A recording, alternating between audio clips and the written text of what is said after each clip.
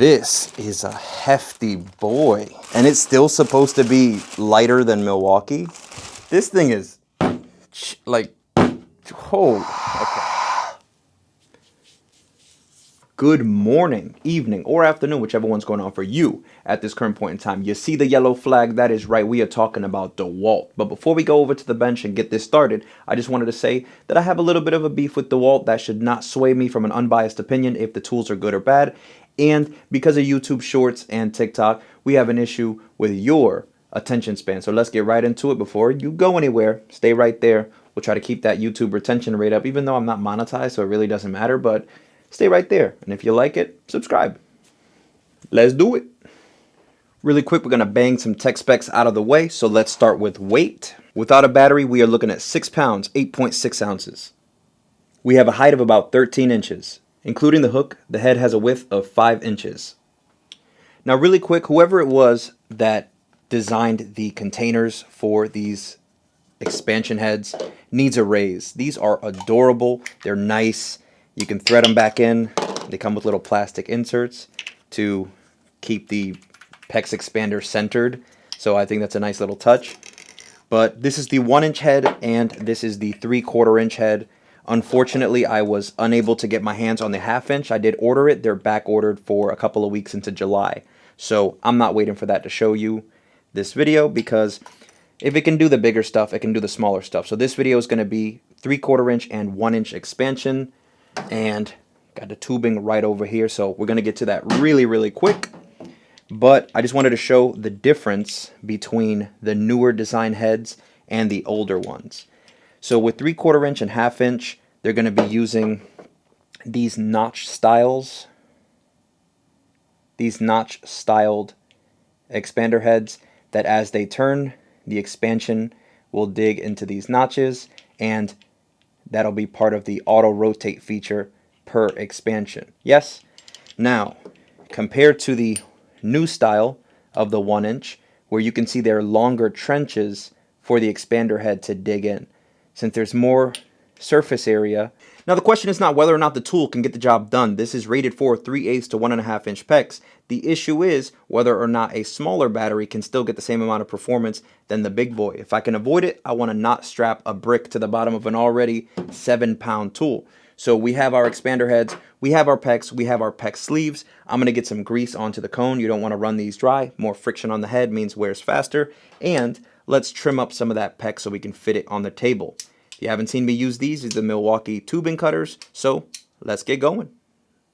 Now I do have to use a tube from my grease gun to get some of this grease on because I ordered the Dewalt grease and they just told me, yeah, we'll get it to you sometime in July. So that's excellent. In the meantime, I'm not going to run this thing dry just so that there's no damage at all. Again, you don't want to goop or glop this in. I know some people said they were in forums using the red tacky grease. I would not go that far. I'd say anything that's general purpose is perfectly fine. I wouldn't use marine or anything super sticky. Just enough to keep it lubricated. Installing the expander heads is pretty straightforward. Just thread it on. The main thing is to make sure that this expansion head, because it is loose in here, you want to make sure that as it threads on, it's lining up with those teeth so that it can actually rotate automatically the way it's supposed to. Right? So it kind of snaps into place. And again, these heads are supposed to be loose because they expand. So if you see a little bit of wobble in them, that's totally okay. You didn't get a defective one. That's how they're supposed to be. Cool. And if you look closely, yes, it does auto rotate.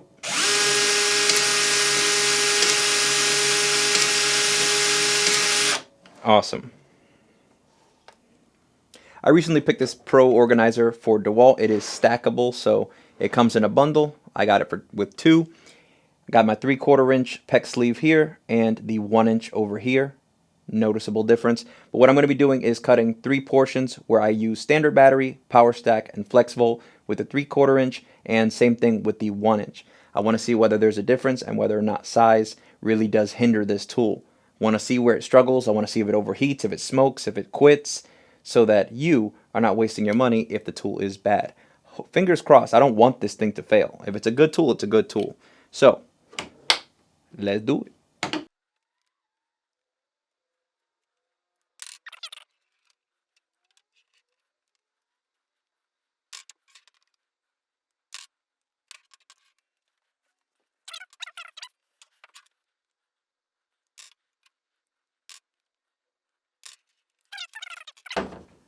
Let's just get a baseline for speed.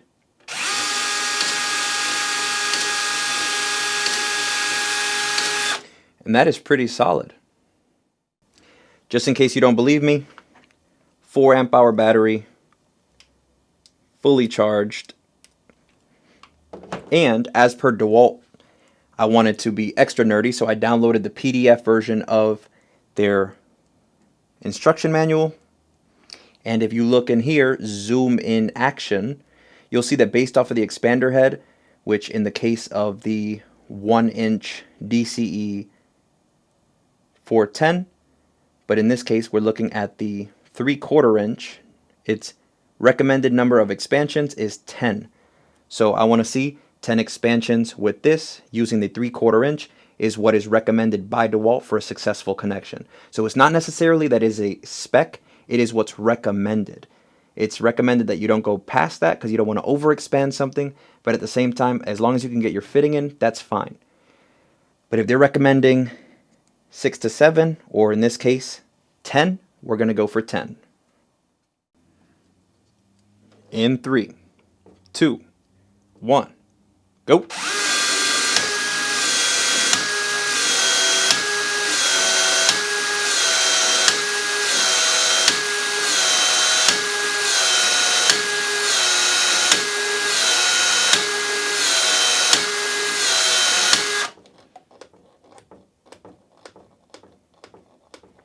Just testing to see how quickly it contracts back.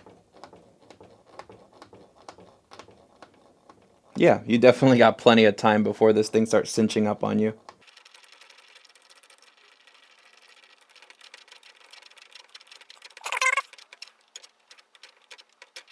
Alright, I'm gonna call it there. Alrighty.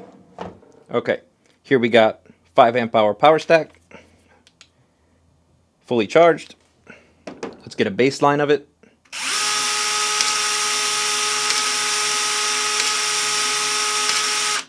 I don't know, could be about the same, maybe a little faster. Not a crazy difference. Expansion sleeve on. Power stack. 3, 2, 1, go.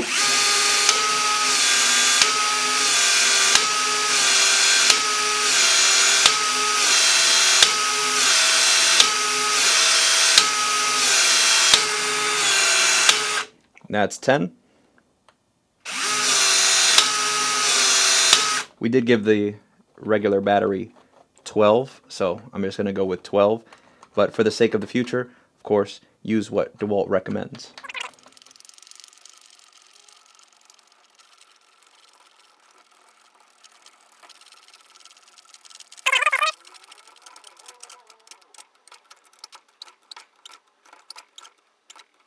So about the same, definitely plenty of time.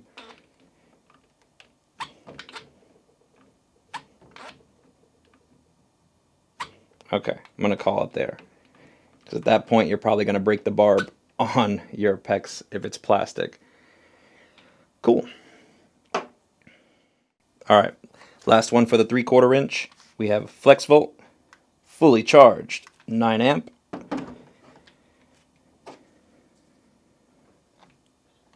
Baseline.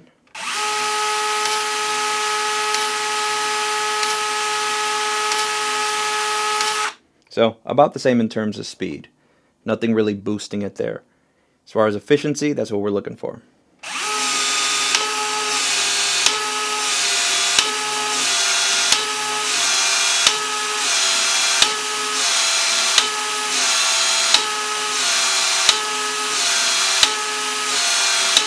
All right, that's 12.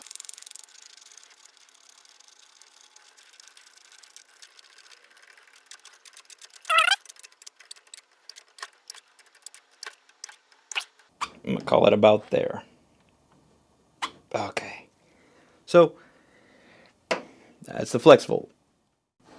Here we got the 1-inch head, 4 amp, still full. Let's get a baseline.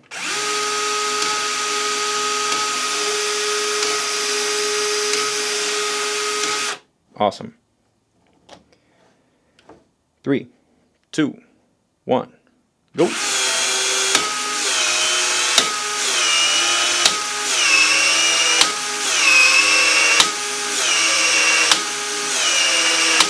Right, so it recommends 6 to 7. That was 7.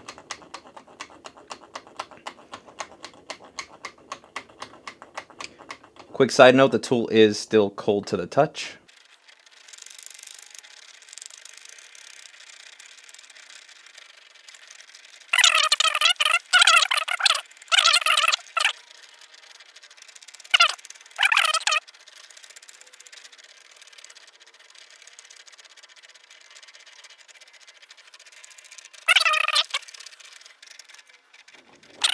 I'm sorry, I think I said 6 to 7. What I meant to say was with the 1 inch is 7 to 8 with the DCE410's 1 inch. So I gave it 7 and you got plenty of time. So if you give it 8, you should be even better.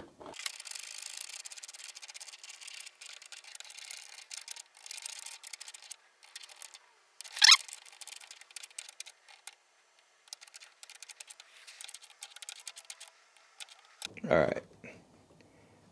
We're going to call it there. That's where you got to give a bit of a tug. So a quick note for anybody who has a fear, for whatever reason, of the 1 inch closing too fast, you got plenty of time. Power stack in. Baseline with the 1 inch.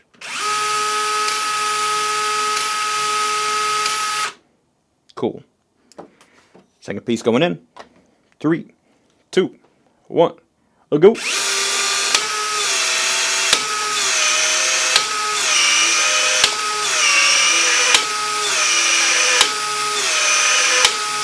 That's 7. Whoa, this one got super tight really quickly. What the heck? What? Was that a misfire? That's weird. It's 7. Technically 7.5. We'll call this one 8.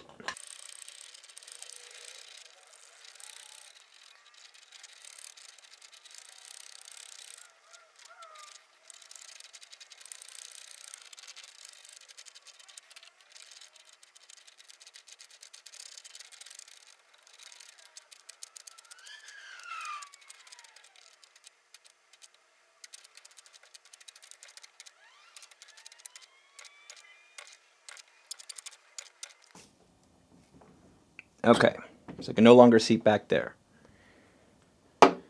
Alrighty. Gonna really quick take a temperature of the tool. So the head's looking like 80 degrees, nothing crazy. Still moderately cool to the touch. Baseline for fully charged flex volt 1 inch.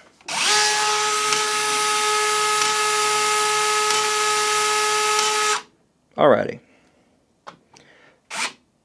Whoa. Whoa. Ooh. Okay. Pre-fire. Hold on. Okay. Okay. Wanted to make sure the rotating head rotated all the way around. We want fair testing here. 3, 2, flex volt. Go.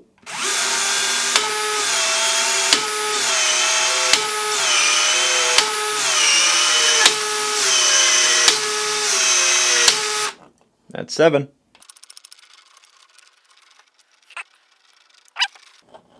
I know the Clucked Craftsman was using 1.5 inch, so obviously that's going to stress out the tool more, but I'm not noticing any, crazy heat. It is getting like barely warm, but nothing crazy compared to like room temperature.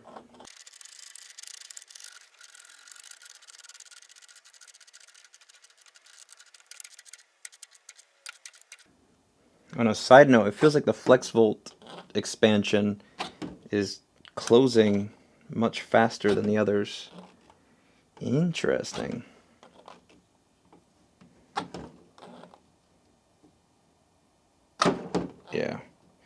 Yeah, I'm gonna call it there. Interesting. So with the standard 4 and the power stack, you had plenty of time, but this seems like, yeah, it's not even seating back to the shoulder. Interesante. All right, and that concludes the test. So we got a little bit of data because being too technical is what I'm about. Now, as far as the 4 amp hour, we're talking about 17 seconds for the 3/4 inch and 58 seconds for that contraction to no longer become viable and the need for a re-expansion to happen. 17 seconds to open, 58 seconds to close. With the power stack, it was 15 seconds, so only 2-second difference. Again, if that matters to you, fantastic. If not, save yourself the $230 on that battery. So yeah, it's 15 seconds to open with the power stack, 78 minutes for it to close. That's a minute and 18 seconds, in case you didn't know. For the FlexVolt, 15 seconds, just like the power stack. Again, the power stack and the FlexVolt only coming in 2 seconds faster than the standard 4 amp. Not a huge difference there, at least in my findings.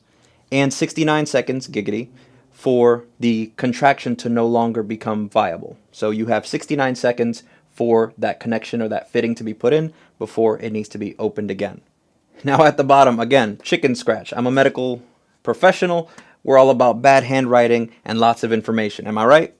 Now, with the 4 amp hour, with the 1-inch head, with the 1-inch PEX, which is Obahia, we have 11 seconds for the expansion and 286 seconds, or 4 minutes and 46 seconds, to make that connection. If you can't do it in that time, I don't know what's going on with you. With the power stack, it's 11 seconds, just like the 4 amp, so no change in time, and it's 260 seconds. For the FlexVolt, we have 1 second faster and 117 seconds. This had significantly quicker time to close, so not sure if it was the sleeve or the tube, but that's just what I found. So again, not huge leaps in bounds as far as what battery you use with this tool. So the fact that they used the demo with the power stack changed pretty much absolutely nothing. If they did get a boost from it, it could be some over-engineered version of this tool to hype us up.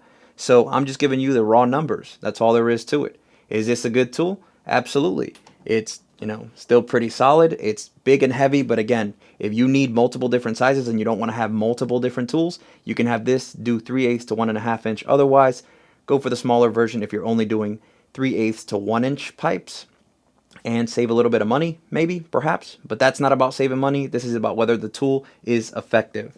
And the proof is in the pudding. If you're going to be doing 1.5 inch, 1.25 inch, then fine, yeah, it's going to be less stress than the smaller tools. But if you're not, then honestly, lugging this thing around just seems unnecessary. Even if you were to slap like a 1.5, 2 amp hour battery on it, it just, not something you want to be doing 100 fittings for.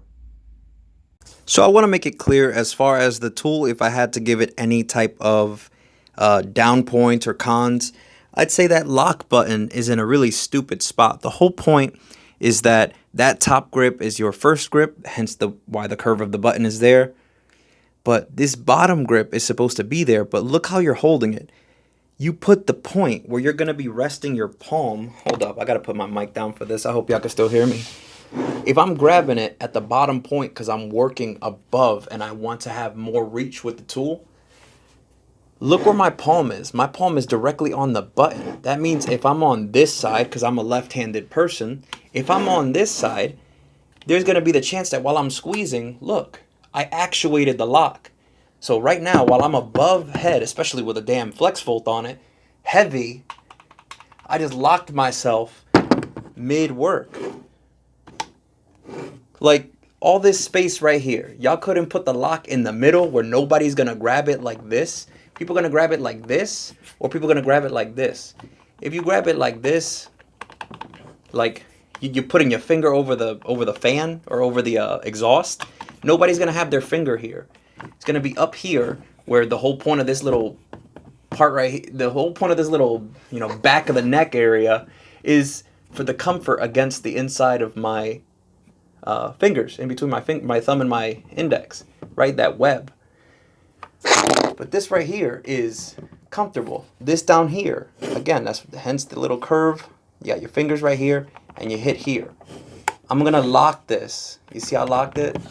As a left-handed. So now I'm forced to work here that at least I'm pushing on the unlock. Yeah, I could have put it right here. Come on. Now I want to make something absolutely clear. Dewalt is claiming that they are 20% faster than the M18. That's cool, but only under two circumstances. One, where you have a 5 amp hour battery, and two, where you are cutting 1-inch pecks, or expanding 1-inch pecks, I should say. But that only applies in those two categories at the same time, right? There is a condition for them to beat Milwaukee. Any other time, the Milwaukee takes it. So if I am racing with my friend and I beat him at that race, is it because I'm faster, or is it because the sun is in his eye and he tripped, right? If you have to beat somebody with two simultaneous conditions, you're not beating that person any other time, right? So you can't call yourself faster if you only win one race with certain conditions. Cool? That's all there is to it. So if you like DeWalt and you're in the DeWalt platform, go for it. But a lot of people are going for DeWalt because they're like, I don't want to support China. Take the battery off and inspect your tool. What does that say? Zoom in right there. Made in China. People, please understand, as Americans, we getting too lazy to be making our own stuff. So most of what you're finding is going to be made in Vietnam, made in China, made in Mexico, made in Canada, made in Germany. We're not making nothing here, right? So please, don't make it some weird manufacturing thing. Make it about buying the best tool, not where it comes from. So I'm going to go walk my dog, but this is what I found. Tell me if you're going to pick up the DCE410. Maybe you like the 400. Maybe you're going with Milwaukee. No judgment here. This is about good tools, not about colors and platforms. With that being said, you have yourself an excellent day, and work smart.